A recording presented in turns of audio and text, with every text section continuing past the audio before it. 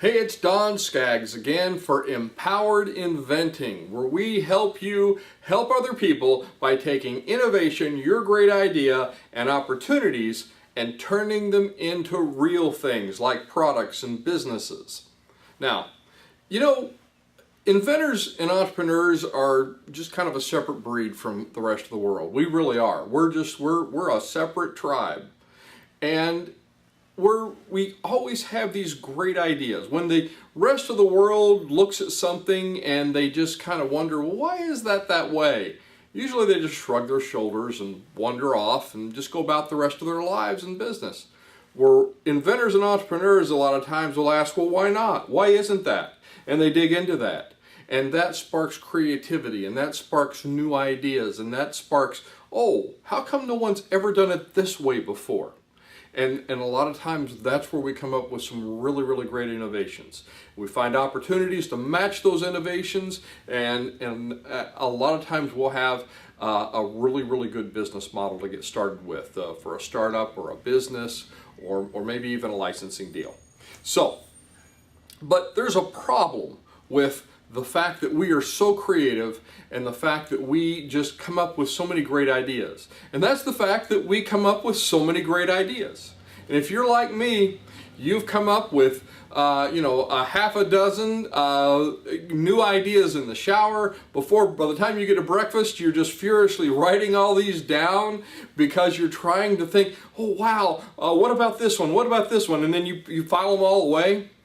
But the thing is then when you go to them later and you're looking through, and by the way, if you're not doing this, I highly recommend this. Make yourself what I call an idea bin or an idea file, where you take all your ideas. Every time you think of something new, write it down, put it in one place, and then go and review and look through them later to try to see. Because sometimes when you kind of let them percolate a little bit and you come back to them later, the good ones can sort of bubble to the top. At least the kind of the first draft of what you think might be the good ones. So you're going back through those and you're looking and you're thinking, oh, these are all such great ideas. And I've had so many inventors that will come to me in our meetings or our workshops at the Inventors Network, and they'll say, Don, I've got so many ideas, I just don't know which one to work on first. I don't know which one. Do I need to work on them all at the same time? And usually that's not a good idea. Think about pushing a car, and you can get a car going if you can get behind it and push it, if it's light enough and you're kind of going on a level road or maybe downhill. So, but if you have 10 cars to push at once, one person's likely not going to be able to do that. So don't try to push 10 cars at once. You'll never push any of them usually. If you're trying to, if you put a big bar across them and you're trying to push all 10 at once, it's not going to happen. It's like trying to push a train. But you've got to you've got to pick one. That is the key. So many times is pick one, but you don't know which one. So how do you know which one to pick? So when you're faced with this quandary, ask yourself a question: what is the easiest? What is the least expensive? And what is the fastest thing I can ramp up and actually produce something that's going to make me money? And I look at it this way. Think of a tree, a very tall tree.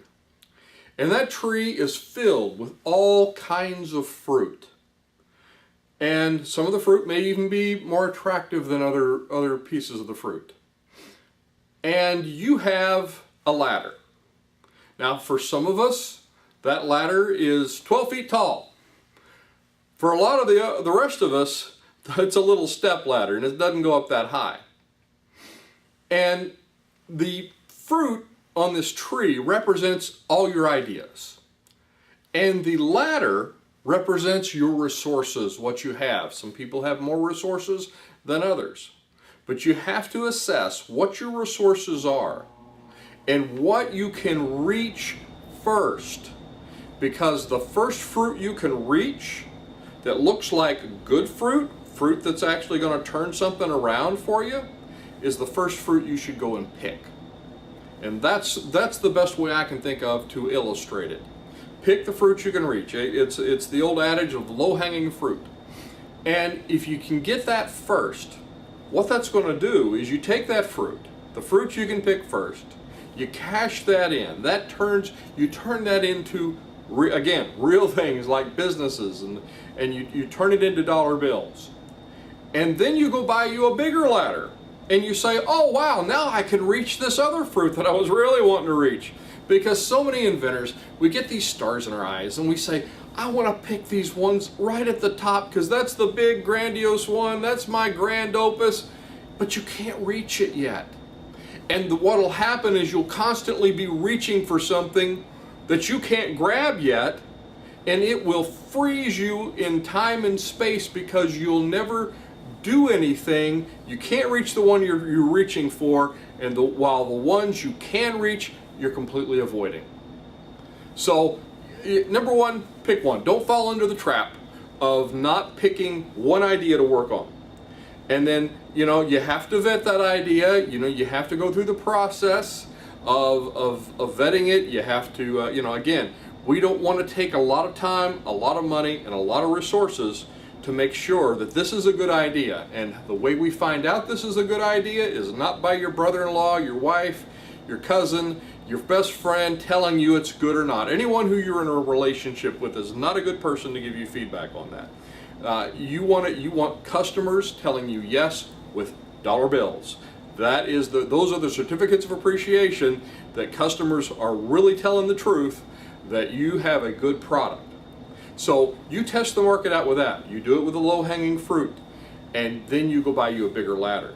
And pretty soon you'll have one of those big 12-foot jobs, and you can get up there and reach the real high stuff and really move forward. So anyway, I hope this was helpful. If you're watching this on YouTube, please be sure and subscribe. Help us build our tribe here at empoweredinventing.com. If you see the notification bell, be sure and click on that as well. And again, I'm Don Skaggs, empoweredinventing.com. I will look to see you at the next meeting, workshop, maybe one of our online classes, or on the next video.